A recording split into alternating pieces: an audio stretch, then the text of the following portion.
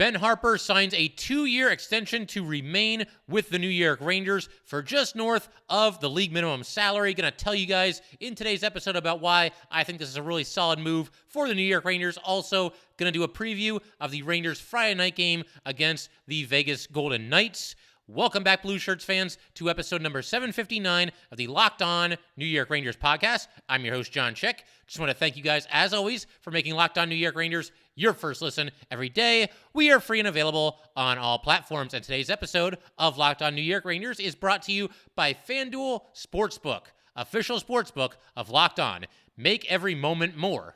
Visit FanDuel.com/LockedOn today to get started. And as I just mentioned, it's pretty much going to be the Ben Harpur extension episode here. He inks a new 2-year deal with the New York Rangers. Going to talk about just the deal in general. Going to talk about winners and losers of this transaction here between the Rangers and Ben Harpur. And like I said, also going to do a quick preview of the Vegas Golden Knights game, which will be the Rangers' final game before they are off for 9 days. So it's going to be a big one there, obviously playing a quality opponent as well. But we begin with the man of the hour here, and that would, of course, be Ben Harpur. Once again, he re-signs with the Rangers on a 2-year contract.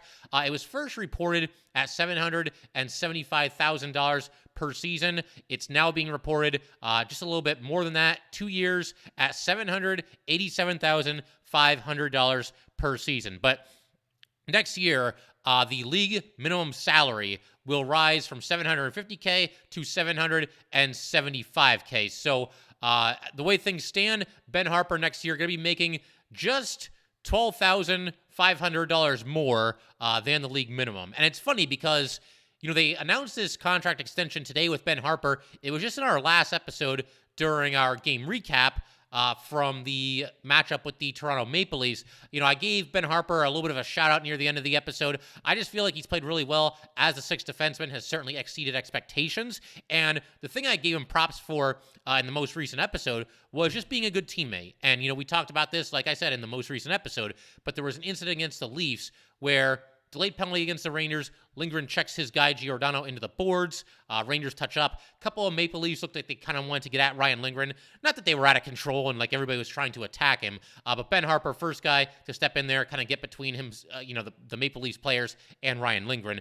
And that's been par for the course for Ben Harpur. There have been a couple of incidents this year where, I mean, he's not afraid to mix it up. He'll get guys out of the crease after a play and away from his goalie. He looks out for his teammates out there, which makes him a likable player, along with the very simple fact that he has overachieved this season. And it's always, very easy to root for players like that. As far as why I think this is a good move for the Rangers, there's a couple of reasons. You know, I know there might be some Ranger fans who see this extension, might roll their eyes a little bit. I mean, I think for the most part, people are generally happy with his play and with this extension, especially given the low cost of it. But there might be some Ranger fans out there, some dissenters, who kind of like roll their eyes at this and say like, oh yeah, good job. You know, we're making sure to lock up all the guys that were in camp on a PTO. You know, and in Ben Harpur's case, somebody that signed a minor league PTO. And I get that, but, you know, you look at the case of Ben Harpur here, you look at the case of Jimmy Vesey. Yes, both these guys were on PTOs, did not even have guaranteed contracts with the Rangers. But, you know, I think the price is right, and obviously you have to be able to fill out the bottom of your roster somehow. You're not going to have, you know, an entire roster of superstar players just up and down the lineup. It just doesn't work that way. And what you need are some reliable, steady veterans who don't make a lot of mistakes. Jimmy Vesey fits the bill, and I think Ben Harpur also, fits that bill as well. But apart from, you know, just what Ben Harpur has done on the ice and the fact that he's done a pretty nice job as a sixth defenseman, I think you can kind of see what Chris Drury is doing here. You can almost kind of see the gears turning because, you know, if you go on Cap Friendly right now, and I'm going to actually pull that up right now. I have it on the other screen here. I should share the screen with you guys, but we'll do that next time. But bottom line, you look at the way this Ranger roster is currently constructed, they're kind of in a situation where they have the top part of the roster solidified and they have the very bottom part of the roster solidified. Because once again, if you look at Cap Friendly here, and I'll go ahead and pull this over so I can take a look at it here, but you know, the top part of the roster is made up of your superstar players, the guys making the big bucks: Artemi Panarin, Mika Zibanejad, Chris Kreider, Adam Fox, Jacob Trouba, Igor Shesterkin, Vincent Trocheck. Those are the highest paid players on the Rangers, and rightfully so, because they're the guys that are seen as, being the superstar players on this team. And then you look at the bottom parts of the roster, and the Rangers are kind of locked up there as well. Will Cooley obviously just made his debut, and he's on his entry-level contract, making $828,000, or I guess if we want to be completely exact here, $828,333 for the next 3 seasons before he becomes a restricted free agent.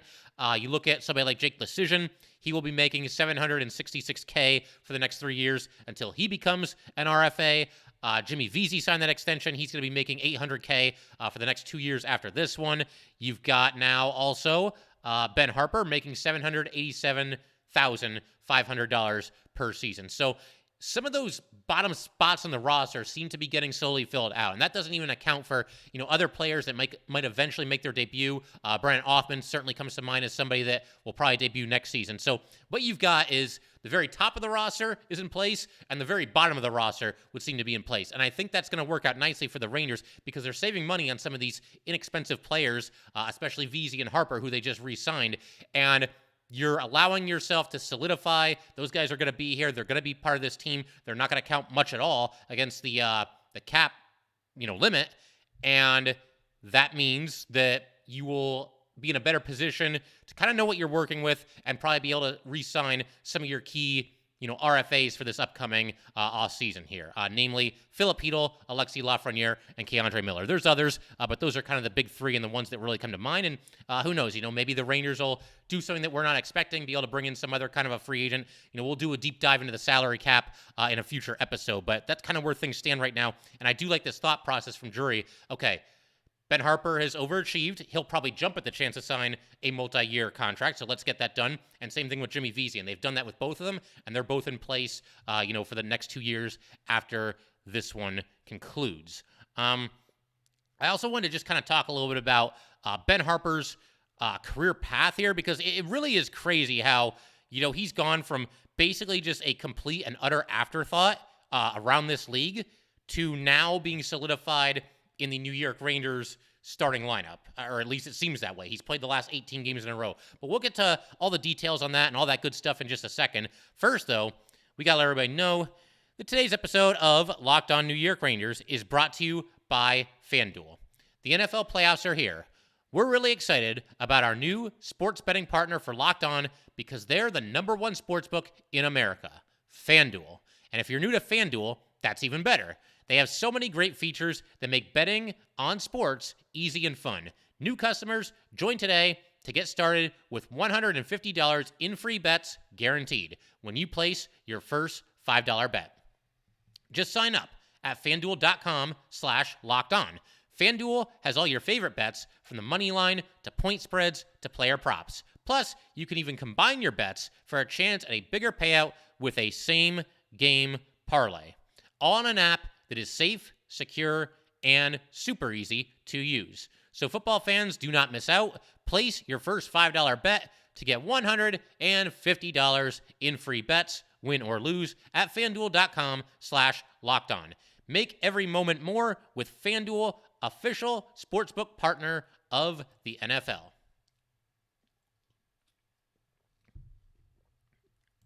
All right, we just want to thank everybody, as always, for making Locked On New York Rangers your first listen every day.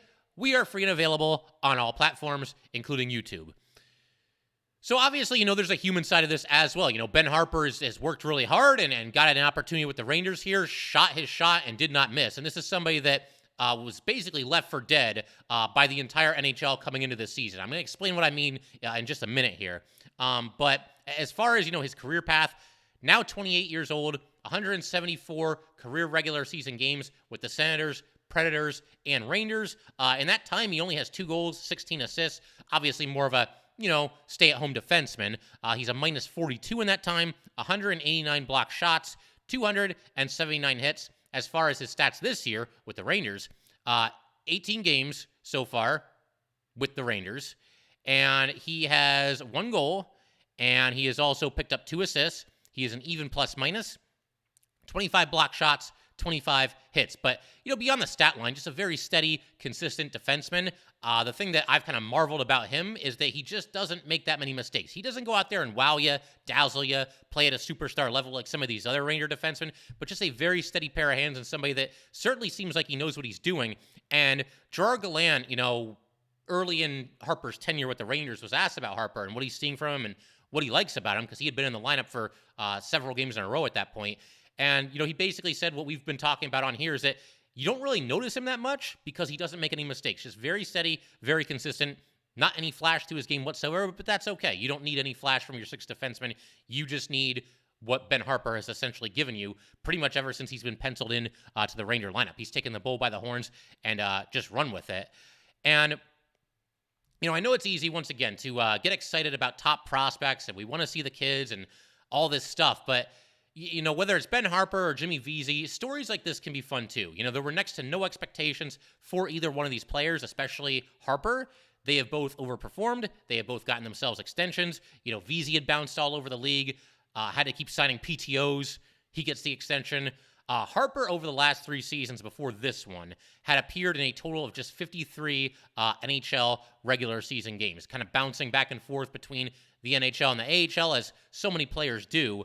So good on both Harpur and Vesey, once again, for taking advantage of the opportunity, running with it, and carving out bigger roles for themselves than probably anyone had anticipated, and ultimately, once again, earning the contract extensions. But Ben Harpur, I mentioned a second ago that he really kind of beat the odds this season.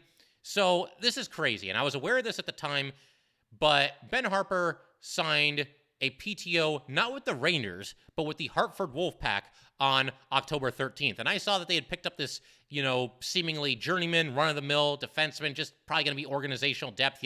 We might not even see him this season with the Rangers. And boy, was I wrong. But, there was no way to know that he would have ended up carving out as big of a role with the Rangers as he had.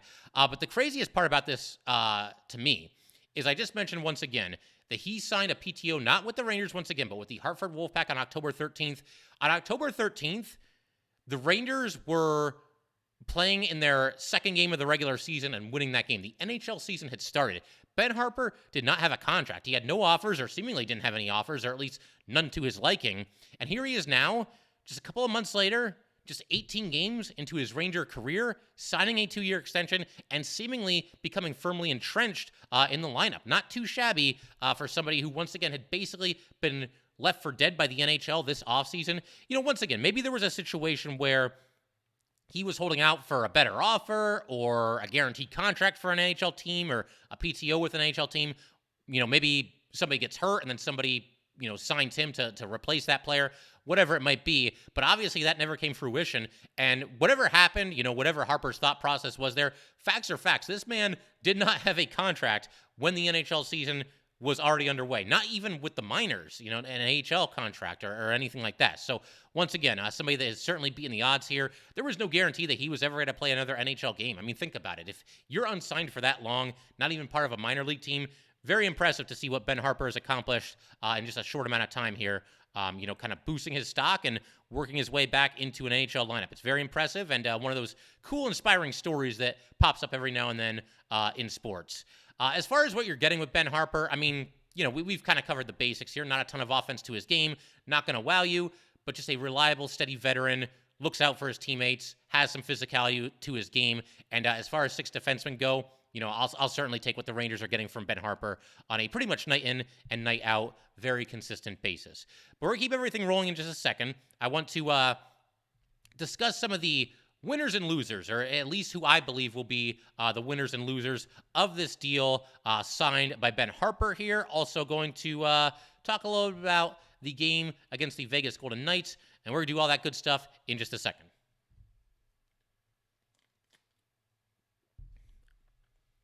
Okay, so winners and losers from this Ben Harpur extension here.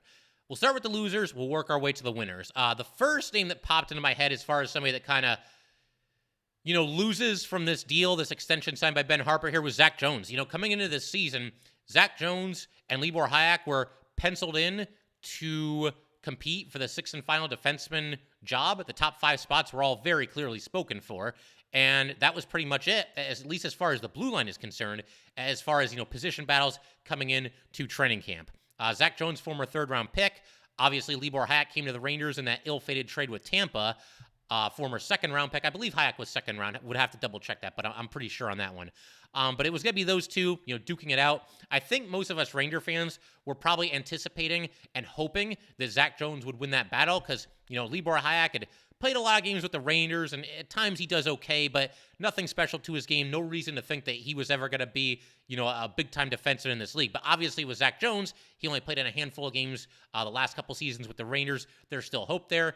And the way the Rangers develop their own defensemen, you feel pretty good about the fact that Zac Jones might eventually become a good defenseman for the Rangers. Bottom line, the two of them split time. They kind of went with the hot hand approach, whoever was playing well. But Zac Jones basically lost that job to Libor Hajek because Zac Jones was sent down to the minors. They gave the job to Hajek for a little while. Ben Harpur was called up, and then Harpur eventually got his opportunity and replaced Libor Hajek. Hajek was relegated to the healthy scratch spot, and that's where he's been ever since. But as for Jones, he's kind of in a spot now that's pretty similar to what we saw with Nils Lundkvist. This offseason, the Rangers were looking to trade Lundkvist. He had played a couple of games last year, kind of a little bit of a shaky debut with the Rangers and was sent down to the minors.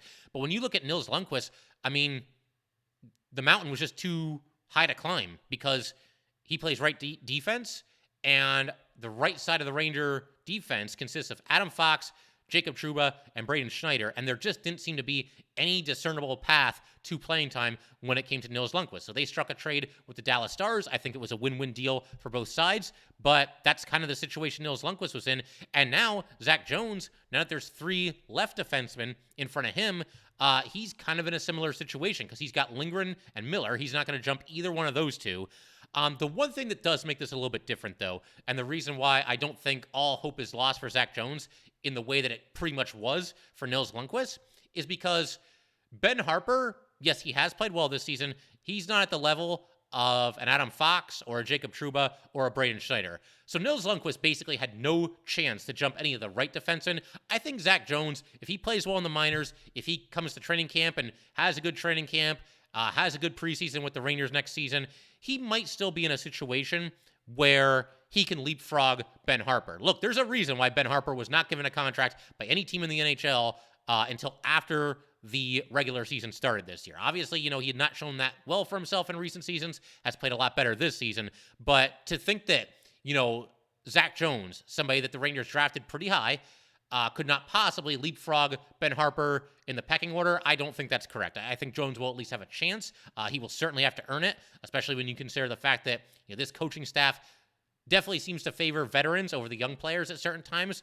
But, at some point, maybe Ben Harpur reverts to being the 7th defenseman, and he's a healthy scratch on certain nights, and maybe somebody like Zac Jones, maybe somebody like Matthew Robertson eventually leapfrogs him, and then that's not such a bad situation either, because you've got Ben Harpur, a reliable veteran or a seemingly reliable veteran in that 7th defenseman role, and somebody that can step into the lineup in a pinch or whatever it might be, and somebody that's, once again, barely making the league minimum, just $12,500 over the league minimum. So I do think Zac Jones loses out from this whole situation, but I do not think that all hope is lost, and it would be impossible for him to eventually contribute to the Rangers. He will be something of a trade candidate. I think you have to acknowledge that. But be that as it may, if he sticks around, he'll certainly be given an opportunity next season to supplant Ben Harpur, but he will have to earn it. There's no doubt about that. As far as other losers from this situation, I was going to say Libor Hajek, but, really, he's kind of in the same situation that we all thought he would be in coming into this season anyway. I think most of us kind of had Hajek penciled in as a healthy scratch on most nights, the 7th defenseman. We just figured that he would be behind Zac Jones. We didn't know who Ben Harpur was or have any idea that Ben Harpur would play this well, and he would be the guy that essentially knocks Libor Hajek out of the lineup and results in him being the 7th defenseman. But in a roundabout way, Hayek's really in the same situation that we all thought he would be in anyway. And then I mentioned Matthew Robertson just a second ago. High draft pick by the Rangers, somebody that they seem to like. But, you could pretty much copy and paste everything I said about Zac Jones and apply it to Matthew Robertson. Robertson has not made his debut with the Rangers as of yet. But Obviously, that path to playing time now becomes a little bit more crowded, a little bit more murky with Ben Harpur now in place over the next 2 seasons. And look, the Rangers could always trade Ben Harpur. If they feel like one of these kids is really ready to go, really ready to take the bull by the horns. Harpur does not have a no-move clause or anything like that, so you could always, pass him along, deal him to some other team. You're not going to get a whole lot in return, but maybe like a 5th-round draft pick, something along those lines is at least reasonable. But until we know for sure that one of those kids is ready to go and ready to take over as a 6th defenseman, there's no reason to trade Ben Harpur anywhere. He's played very well this season and now locked up at a very reasonable cost for the next 2 seasons after this one. One other potential loser, and I hesitate to even bring this up. I don't think the Rangers would go there, but I will say Ryan Lindgren, and the reason is this. The Rangers are going to have a cap crunch this offseason. I've already identified Barclay Goodrow as somebody who they could potentially move in a trade in order to free up a little bit more cap space. Barclay Goodrow currently making $3.61 million per season for the New York Rangers. So he's one of those middling contracts. The Rangers don't really have a lot of those, but one of those middling contracts that by moving it, you could create some openings and some opportunities and some chances to re-sign some of your own young players this offseason. The same thing applies to Ryan Lindgren. And listen, I am by no means campaigning for, advocating for, even any way cool with the idea of trading Ryan Lindgren. This guy is the heart and soul of the New York Rangers. He's proven that time and time again. This team really has some issues whenever he's not on the ice, and just a hard-nosed, old-school player signed for a very reasonable $3 million for this season and next season before becoming a restricted free agent with arbitration rights. But the reason why I float him out as maybe a loser from this is that if the Rangers want to open up cap space, is it at least possible that they see Ben Harpur as essentially a much cheaper version of Ryan Lindgren? Would they trade Ryan Lindgren, get something nice in return, and plug Ben Harpur into that role? And as I'm saying all this, listen, I think it's ridiculous.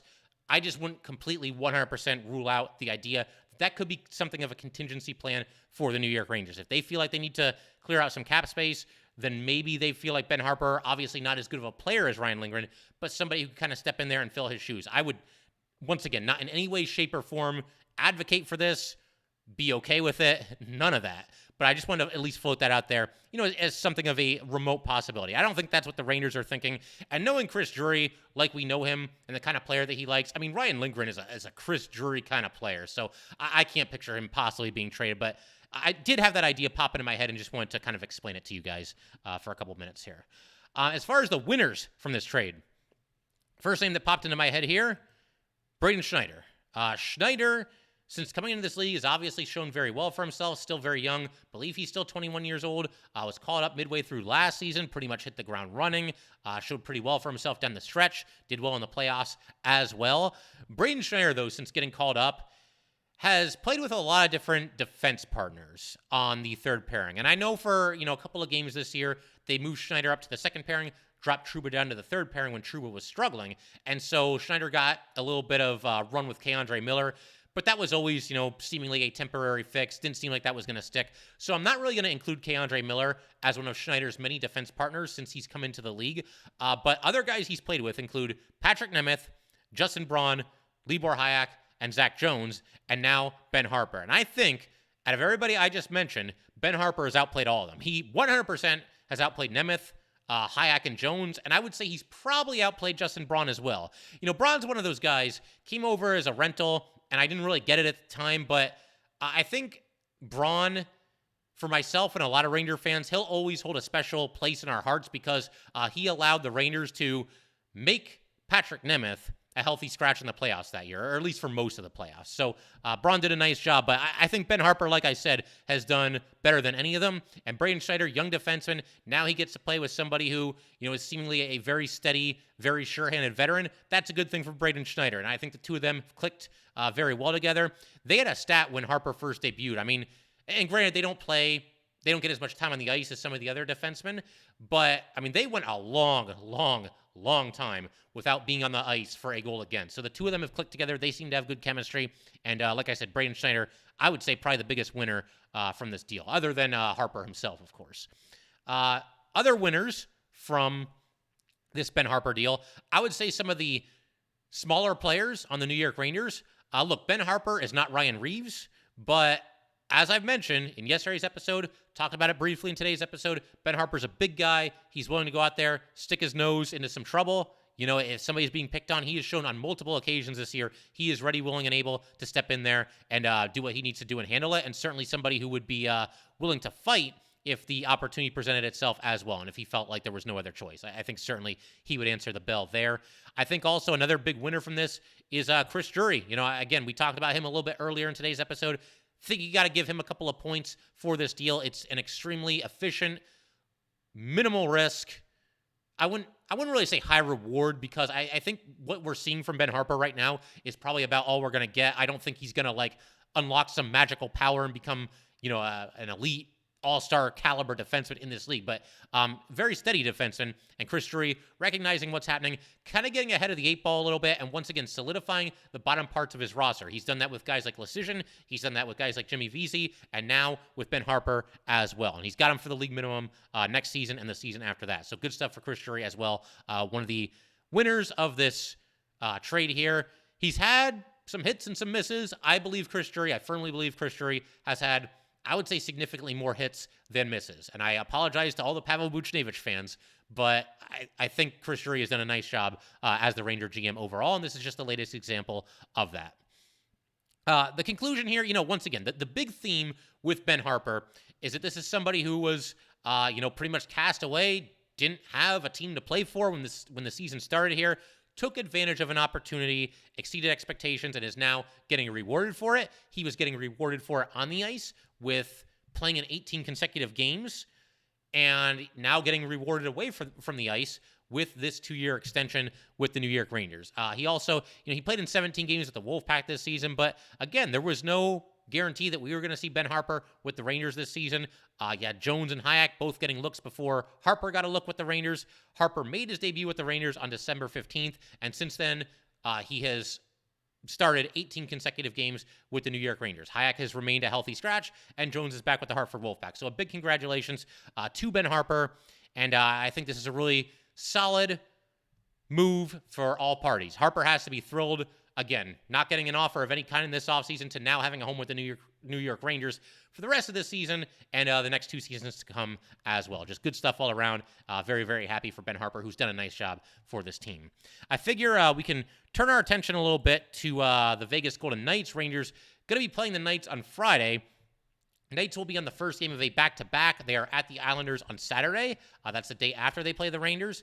Knights currently have a record of 29-17-3. That is good for 61 points, which means they are now tied with Seattle for first place in the Pacific Division, although Seattle does have 2 games in hand. The Knights have cooled off a little bit. When the Rangers last played Vegas, the Knights, were on top of the entire Western Conference, but they have won just 4 out of their last 6 games. The Knights seem to be in a little bit of a scoring drought as well. They've been held to 2 goals or fewer in 4 of their last 5 games, and they've lost 4 of their last 5 games. So the Knights not exactly on fire like they were earlier this season, and you hope the Rangers can take advantage of that. Rangers last played the Knights on December 7th and beat them 5-1, thanks to just an awesome third period by the Rangers. It was tied 1-1 going into the third, and the Rangers just went off. Kakko scored the first goal for the Rangers to put them up 1-0.